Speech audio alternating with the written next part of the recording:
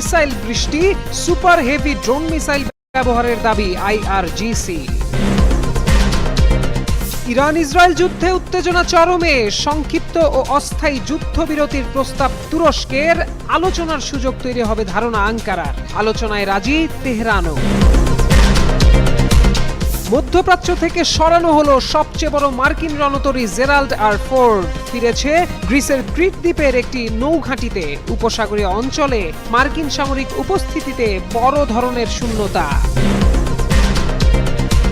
দ্রুতই খুলবে হরমুজ প্রণালী, জানালেন ট্রাম্প। ইরানের সঙ্গে দ্রুত আলোচনার তাগিদ। গুরুত্বপূর্ণ জলপথটিতে যুক্তরাষ্ট্র ও ইরানের যৌথ নিয়ন্ত্রণ দেখতে চান মার্কিন প্রেসিডেন্ট।